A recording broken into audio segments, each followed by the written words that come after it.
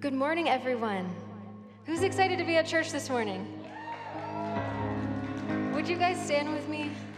We're gonna worship this morning together. Sing it out if you know it. And I love you, Lord. Oh, your mercy never fails me. In all my days, I've been held in your hands. From the moment that I wake up until I lay my head, oh, I will sing of the goodness of God. And all my life you have been faithful. All my life you have been so good. With every breath that I am able, oh, I will sing of the goodness of God. Of your voice, you have led me through the fire, and in darkest nights, you were close like no other. I've known you as a father, I've known you as a friend, and I have lived in the goodness of God. So all my life, and all my life you have been faithful. And all my life you have been so, so good. With every breath that I am able, oh, I will sing of the goodness of God. Sing your goodness, 'cause your goodness is running after, it's running after me. And your goodness is running after, it's running after me. With my life laid down, I surrender now, I give you everything. 'Cause your goodness is running after, it's running after me. 'Cause your goodness is running after, it's running after me. Your goodness is running after, it's running after me. With my life laid down, I surrender now, I give you everything. 'Cause your goodness is running after, it's running after me.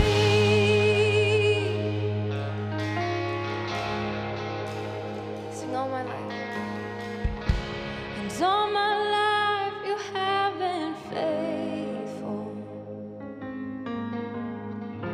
And all my life you have been so, so good.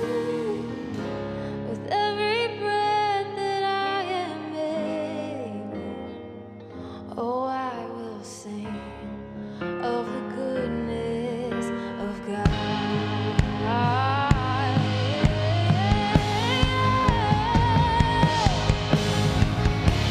And all my life you have been faithful.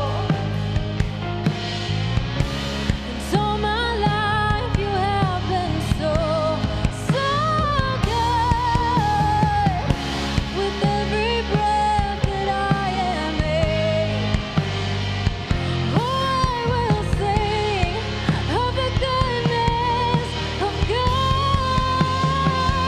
I will sing of the goodness of God.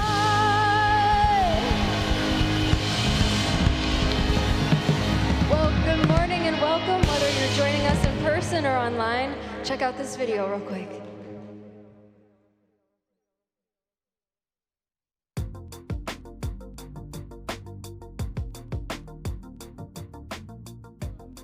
Hey, welcome to church. Whether it's the first time you're checking out Kensington or you're one of the families who have been here for 30 years, we are thankful God led you here to this community of imperfect people united in Jesus. If you are new and want to learn more about what we're all about, connect with us on social media, download the app, check out the website, and please get in touch. We would love to connect with you personally. If you're wondering what's going on at Kensington this month, I'm here to tell you about one of my all-time favorite serving opportunities that's been uniting and blessing local families for more than 26 years. This year, we'll deliver 1,500 Thanksgiving baskets to reach more than 8,000 people in our school partner communities who could use an extra serving of joy around their table. The baskets contain non-perishable items and a Meijer gift card to give families an opportunity to purchase the foods they love for their own traditional Thanksgiving meal. To support this mission, wobble on over to kensingtonchurch.org to fund baskets, which are $50 each, and register to help fill baskets or personally deliver a basket to a family's front door. Even among the challenges we are all facing in 2020, our church family continues to live open-handedly and serve with a grateful heart. For that, we are so grateful. Thank you for showing up to church today for the second week in the How to Take a Hit series. Let's see what God has in store for us today.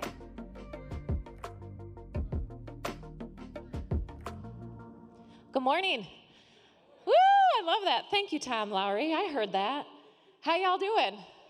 Awesome. Hey, thanks so much. If you're joining us here in the seats or if you are on our Facebook Live right now, we see you, we thank you. You're more comfortable than us because you're probably still in your PJs.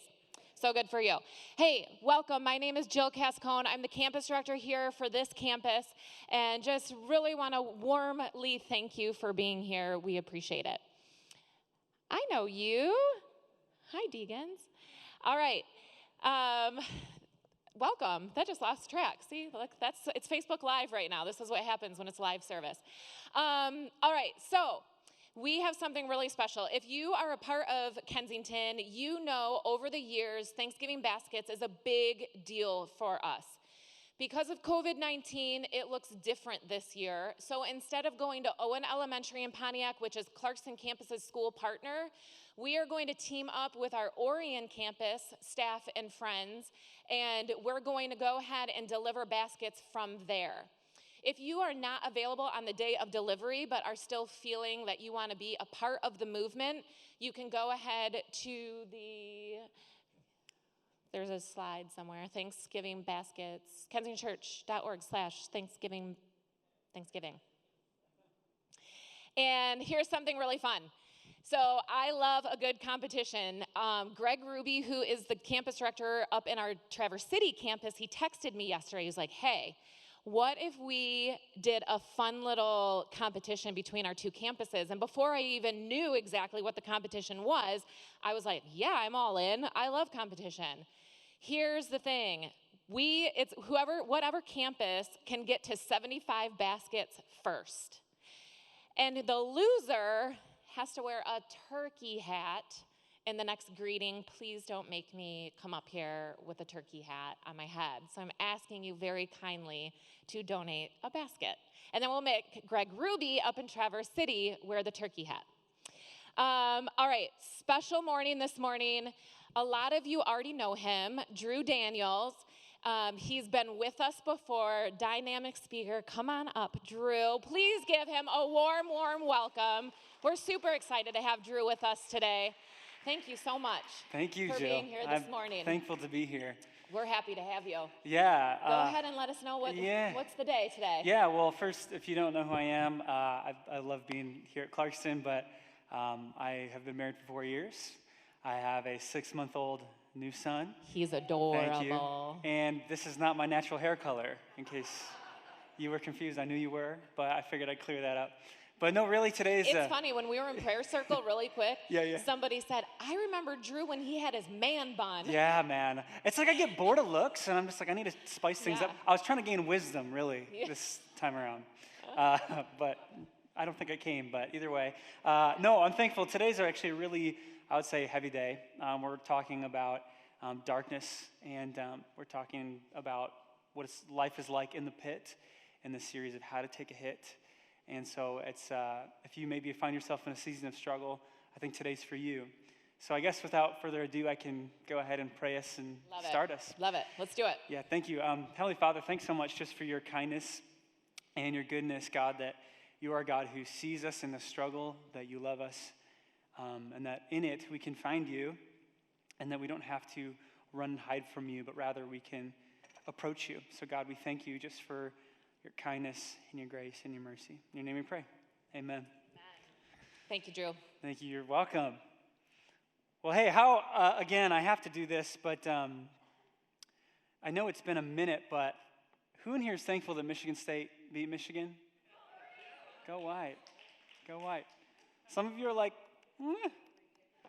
is Harbaugh done? We don't know. We're not sure. But no, thank you for coming this morning. I am going to say, I think, to start us today, something that's maybe very provocative and maybe will make us uncomfortable because it may challenge us and maybe the identity we formed around ourselves. But it's in the Christian space where there's belonging, love, acceptance, Jesus encounters, transcendent moments with God. We get more transformed through what we maybe by coming to church or by being in community. There's so many amazing things that the organization or even the organism of the church offers that no other space in the world offers. But uniquely, it's also in the Christian space where we can lead people into vulnerability only to judge them there. It's one of the only spaces that provides love, acceptance, belonging for who you are, but also in our honesty, people can judge our behavior and whether we're staying inside of the lines that we're supposed to be staying inside of. So I want to suggest today that maybe for you, this has caused you to suffer in a little bit of silence. See, I feel like the idea of judgment, even in the Bible, is through the lens of the court of law, where many times if we have pain or we have suffering, it's like we have to bring it to court, and we have to make a case about it. And it's Christians or the church that stand as judge, jury, and executioner. And usually, in this scenario, people are cleared of their guilt based on whether or not they deserve to be in that pain or not, whether they were faithful enough or not, whether they believed in God enough, whether they sinned or not. This is the criteria of whether we clear someone. Have you ever been in a small group gathering or maybe you have a Jesus follower in your family where you begin to open up about struggle or you make a bit of vulnerability only to be judged there, only for someone to say, I'm going to push back on you for a moment, or well, have you tried this? Have you done this? It's almost as if you have to check all of the boxes before your pain is actually validated and legitimized. And I think what I've realized is even in the cultural sphere, I don't believe that a lot of non-Christians or people who are watching the church have a problem with the notion of a loving God or even a judge or even a God who maybe cares about what we do or don't do. I mean, maybe they do care about that. But I would argue and suggest that maybe there's actually they're more repelled by the idea that if they enter into the church sphere that there's going to be shame that awaits them for their behavior. That if you think differently than the traditional thoughts, your belonging will be revoked.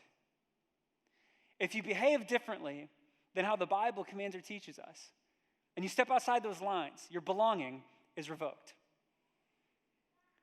I've been in circles where some of my dearest friends I've been a part of small groups. I have a couple friends who they were struggling in their intimacy and sex life as a newly married couple, and they opened it up to the entire group, and it actually was spread throughout the entire small group, and people were beginning to kind of coach them along through their pain and what was happening. And then because it went on for a few weeks, there's a lot of confusion and a lot of insecurity that was happening in the couple, and people were getting frustrated and began to judge this couple because they're saying, well, you just need to get over it. It's been too long now. I mean, you just need to fix it and do these things. And in the process, their belonging was a little bit revoked. And it left marks of wounds and insecurity inside of this couple who opened up about one of the most vulnerable areas of your life.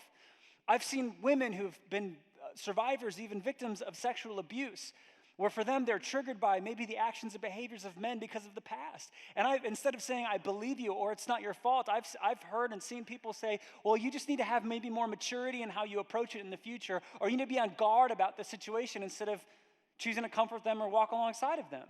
I've seen men who've struggled with addiction, and they've been paraded across the church for a silent struggle that they confessed to one person, and it was brought in front of the I've seen couples who've had, in my sphere with young adults, I've seen couples who've engaged in premarital sex, and they are shame and their struggle, and for whatever reason, the pastors bring it in front of everybody, and it becomes the town hall gossip amongst the church community. I've seen people who have struggled with mental health disorders where they either struggle with self-harm, depression, or anxiety, something that's off inside of their brain chemistry that they can't help by themselves. And I've seen people say that you are being possessed by demons.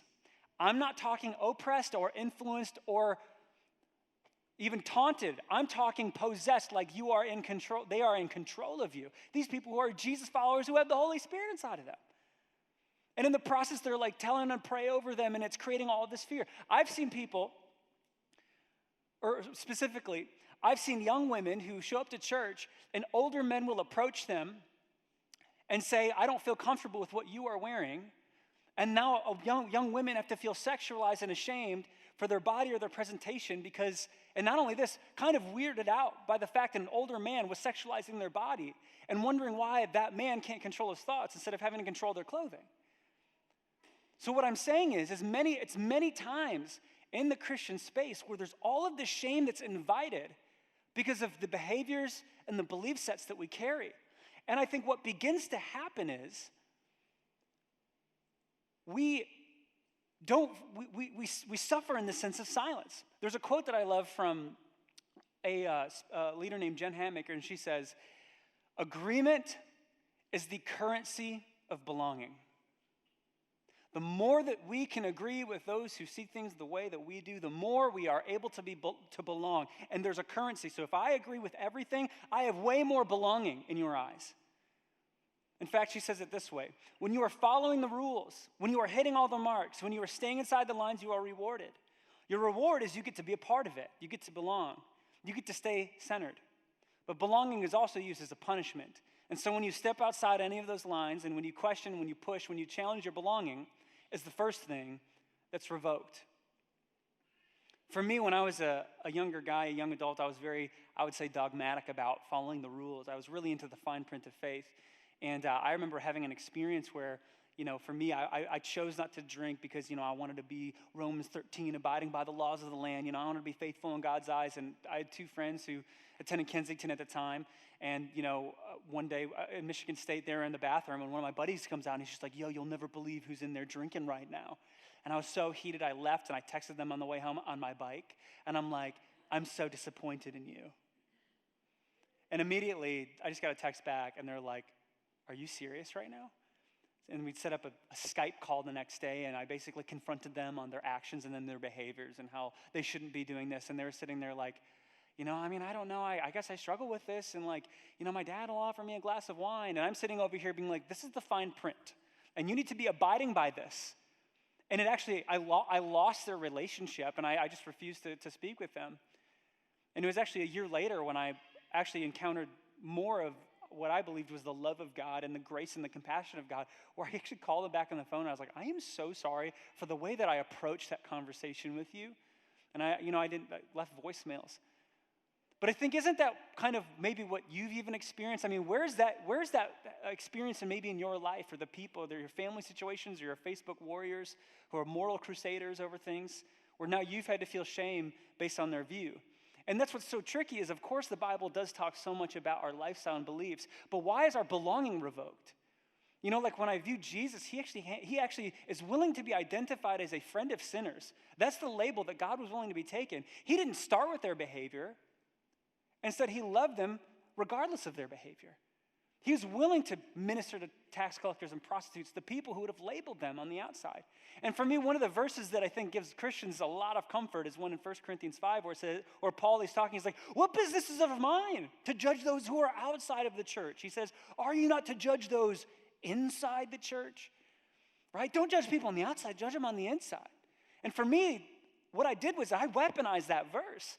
Because I said this, and maybe you've known someone who said this. I was like, I don't judge people. I don't call myself someone who's judgmental, but I am a fruit inspector. The fruit of your life speaks for itself. I have a question. If you are a Jesus follower in here today, what's at stake for you when someone else has a pattern of sin in their life? What are you so afraid of? What's at stake for you if someone has a pattern of struggle in their life? What's at stake for you? What's happening below the surface? For me, I'm very sensitive, I think, to judgment, and I'm very sensitive to being misunderstood. It's a great fear I have. And so what I've realized is I believe in the scriptures, when we're confronted with it, I believe that the scriptures anticipate and expect struggle as a part of faith and as a part of life, where Jesus, there will be trouble in this world, but take heart, I have overcome the world. We look at Paul, who in Acts, who's this fearless warrior, who's always saying, don't do this, don't do that, and don't be anxious, and don't be afraid. I have content, I've learned to be content. He says that we were so discouraged by our journey that we were despairing of life itself.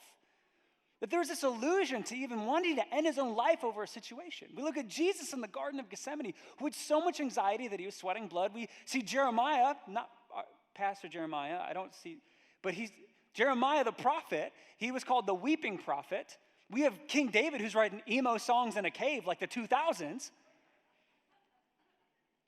It's like all throughout the scriptures, there's anticipation of struggle. There's a book called Lamentations, for crying out loud. So why are we so surprised? And like we need to cover up as if we're somehow immune, even in our faith, to something that Jesus experiences in the pit and in the darkness. And why are we judging people for things that we go through? And so what I believe happens is we cover up. And then what happens is we only become as sick as our secrets.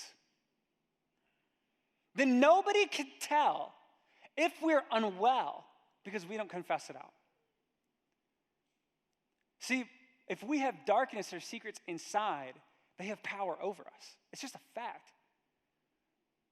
It's like the words that when we speak them out of our mouth and out of our soul, like they transform and they release the power that they have over us. So I want to say here today is that it is okay to not be okay. It is okay to not be okay. Sickness is not a sin. Sickness does not mean you're not spiritual enough. You can actually struggle even with sin pattern and still love Jesus. You can see a therapist and love Jesus. You can take medication and still love Jesus. It's not or, it's an and. And to think that we have to categorize people into one box or one side of things. It's like if that exists in your life, man, you must have never experienced the grace of God. You must not, like Jesus didn't die for that sin. It's like, no, this is the whole point of the gospel. It's like in our sin, even in our darkness, he who knew no sin became sin so that in him we might become the righteousness of God. That's the point of God. That's the point of Jesus on the cross, is that he forgives us of our sin because it's expected. And there's kindness. There's a king whose name was Ahab. And Ahab, he worshiped a foreign god called Baal. And this god, and Ahab, he was setting up Asherah poles and he was worshiping this foreign god. And so God used a prophet named Elijah to say, hey, to get King Ahab's attention, we're not going to put rain on the land for 3 years. And so Elijah prophesies that there will be no rain. And of course the rain vanishes. And so Elijah has to go into hiding in fear of King Ahab. And this is what it says in 1 Kings 17:5. It says, so he, Elijah, did what the Lord told him. He went to the Kerith ravine. The word Kerith actually means to be cut off. So he goes to the ravine to be cut off, east of the Jordan, and stayed there. The ravens brought him bread and meat in the morning and bread and meat in the evening, and he drank from the brook. Sometime later, the brook dried up because there had been no rain in the land. Do you want to know what's fascinating? Is that it was actually Elijah's obedience to God to go to the ravine that landed him in the drought, in the pit, in the dry season. It was actually following the commands of God that brought him to the season of dryness. I wonder if sometimes when we are in the pit, not that God always causes or even causes it, but sometimes if we're in the pit, that God will use it in our life. See, then what happens in the story is Elijah, he calls for a famous showdown between Ahab's prophets of Baal, and there's hundreds of them between Elijah, and he says the showdown, he says, hey, well, let's see whose God is the real God, and I'm going to pray to my God, you pray to your God, and whoever shows up with fire and consumes the offering, that's whose God is the real God. And so, King Ahab and all of his prophets of Baal, they begin to cry out to Baal. Now, here's some context of Baal. He was the god of the sea. And so supposedly he would clash with the sea and he would bring rain. So they're hoping that this drought would be over. In fact, in the Ugaritic texts, Baal, the god, actually dies. And all the other gods come surround Baal and they begin to cut themselves. And so these prophets, when they're calling upon Baal, they are crying out and worshiping and singing and praying, and they begin to cut themselves to try to get Baal's attention so that he will come and consume, all to nothing. And then, Elijah gets really cocky, and he starts to say, like, where's your God? Is he busy? He's like Michael Jordan in The Last Dance, like he's ruthless and a savage. And so Elijah's saying all this, and sure enough, Elijah shows up. He calls to Yahweh, boom, fire.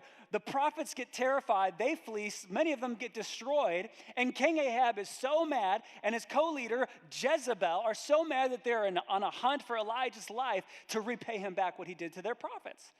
So Elijah, he goes into the wilderness. And so I want to take a moment to identify 3 things that happen in the pit. Because I hope we can understand that it's not the avoidance of the pit, it's understanding and describing what the pit is that we maybe can move forward with our lives. See, there's a difference between experiencing emotion and trusting it as the source of our truth. See, emotions can be terrible leaders. Am I right? Emotions, there's a difference between experiencing emotion and then trusting it as truth. See, it's different to say, I feel anxious, I feel depressed, I feel like I'm not good enough, between I am worthless, I am no good, and God doesn't love me. See, when I look at the scriptures and it says, don't be afraid and don't be anxious, I choose not to take it literally like you're never allowed to experience those emotions. No, those emotions are a part of the human experience. I think those verses are meant to be comforting and encouraging to all of God's people. Don't be afraid, like I am with you. It's a loving Father. It's not to say never experience that emotion. It's to say don't trust it as the source of truth of your life. Rather, trust me instead as the source of your life, because I will be with you.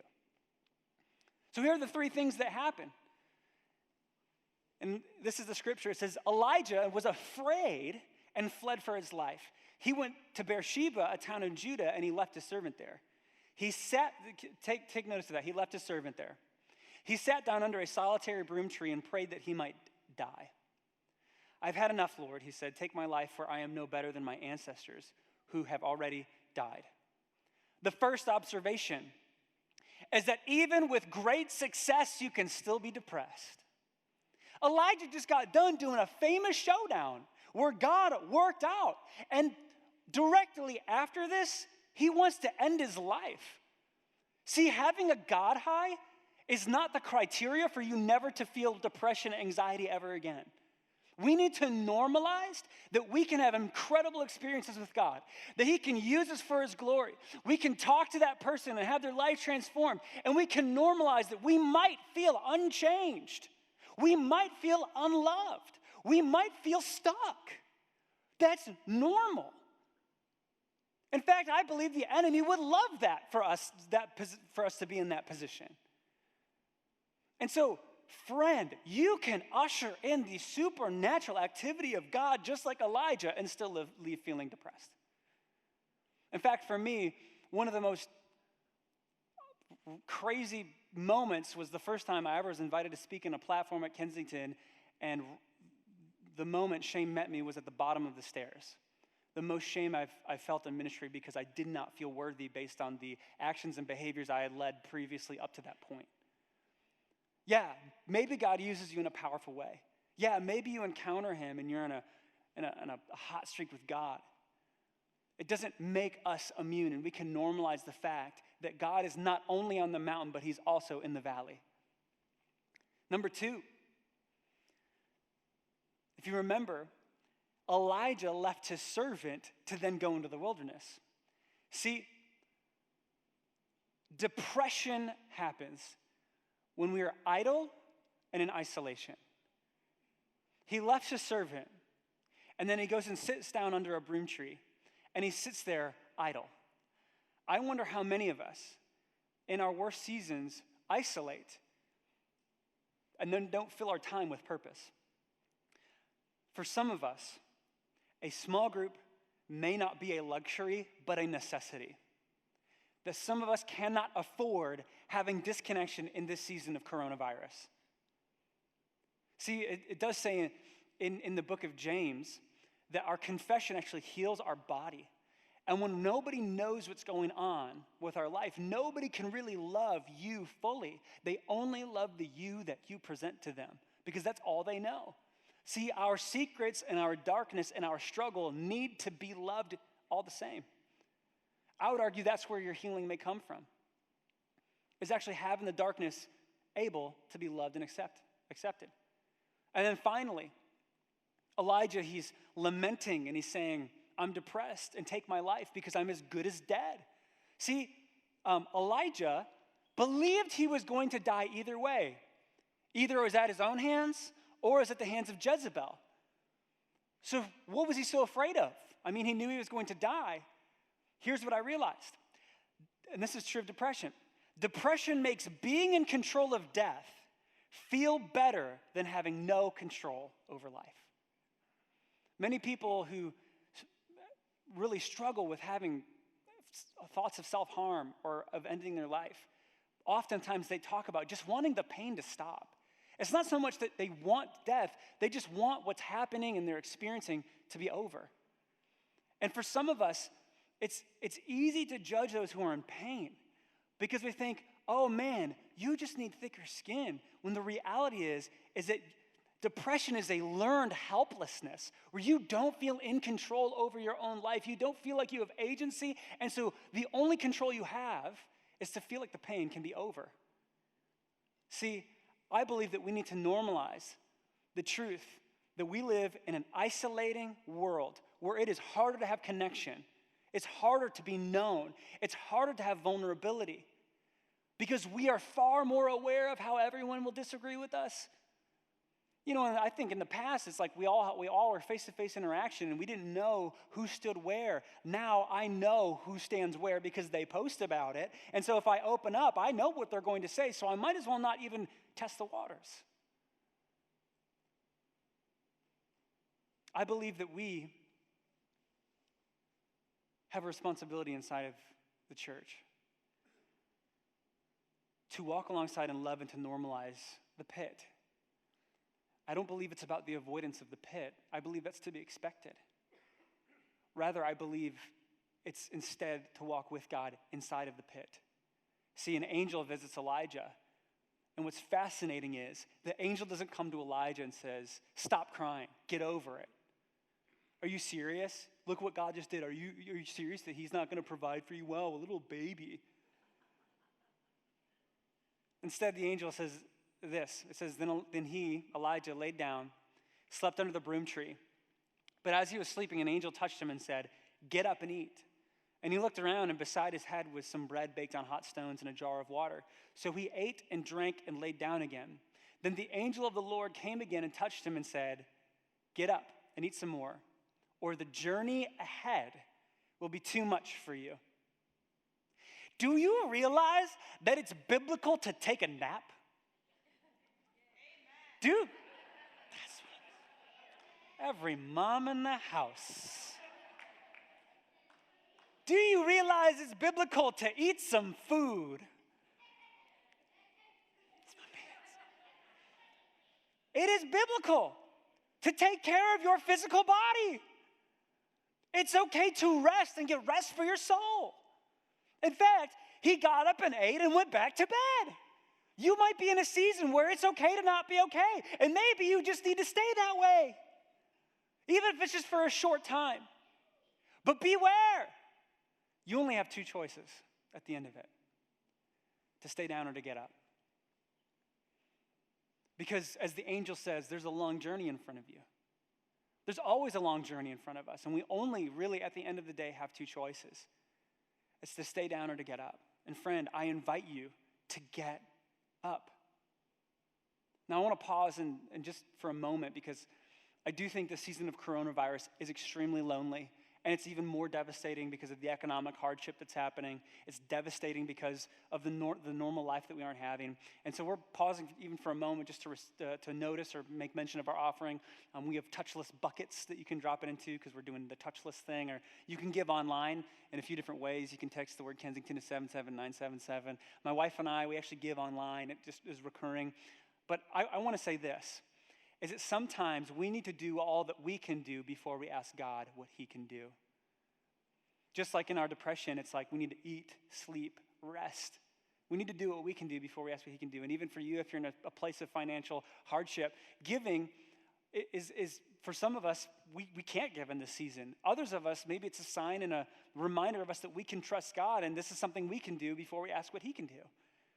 And I also have to mention and say thank you, because giving at Kensington has been such a blessing to this campus and to also all of Kensington to keep the movement going, but also to make sure that people are being reached in the middle of the pandemic in a way where there's so much isolation that's happening. So friend, will you stay down or will you get up?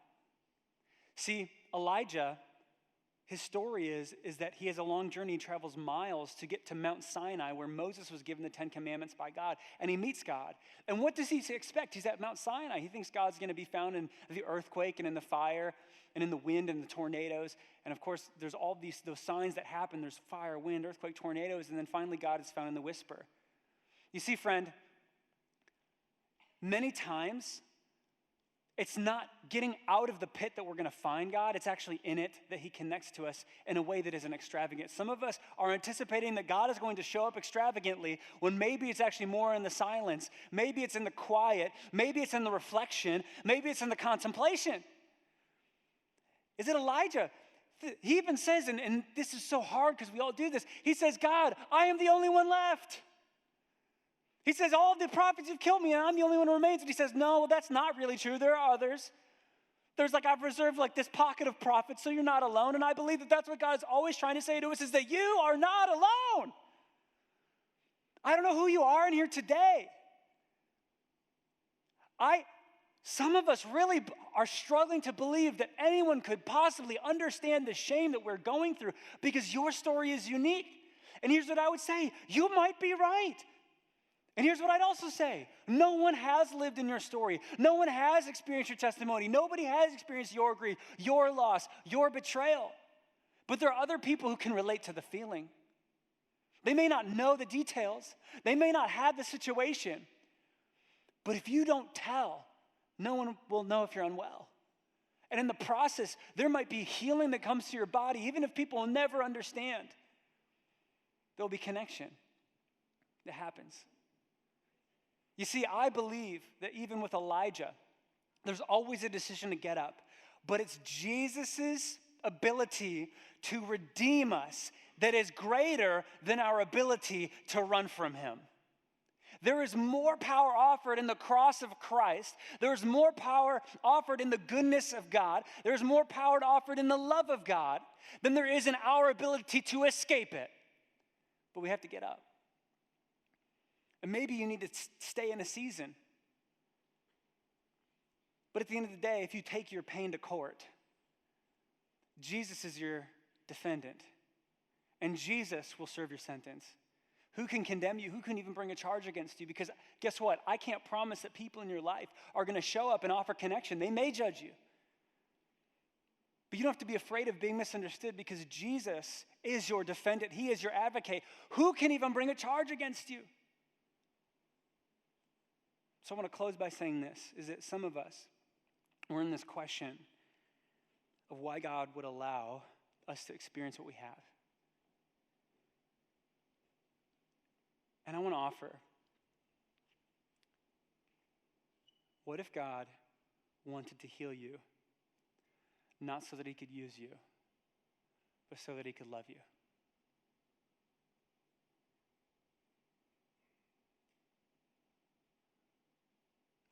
I think it's way too easy to try to rush into meaning and making sense of why God has us in the pit.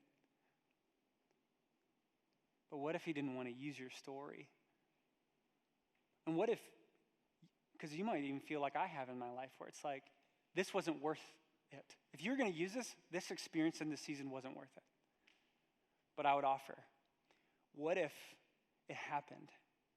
And instead of trying to make sense of it or trying to have a different outcome, you just allowed God to love you and heal you. Will you stay down or will you get up? Father, we trust you and we come to you knowing that you are found in the connecting place of vulnerability and of a boldness. And God, for those of us who are feeling in despair and in distraught and devastation, Lord, even just let this moment and this time be reflective and redeeming to our soul, is that you are found in our longings. And that, Lord, help us not to just give us false expectations. God, maybe you do want to use today to completely change our entire situation and remove us from the pit. Maybe today's everything we needed to hear, but God, my hope and my prayer is just that people would find comfort in you. I think there's a huge fear of being fooled. We don't want to surrender. We don't want to release to you because we don't want to be fooled and then find ourselves still here. So God, I pray that it wouldn't be about getting out. It would be about finding you. And find you we would. To know that we're not alone. We thank you in your name. Maybe for you in this moment, you just need to sit and you need to reflect because maybe you're in that pit, but maybe for you, you need to declare these words out because you are too tired of listening to yourself and you need to start talking to yourself and you need to use your words to change your soul. So would you sing and reflect with us?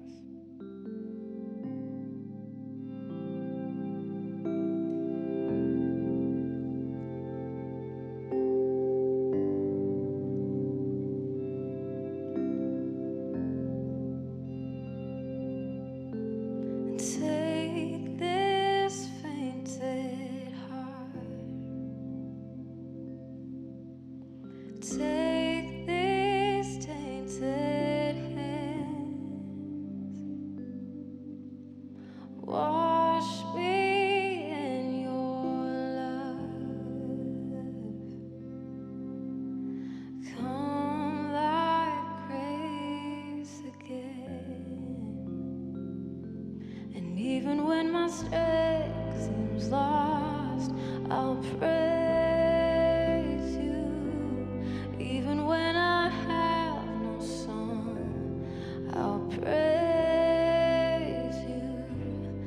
Even when it's hard to find the words louder than I'll sing your praise. I will only sing your praise.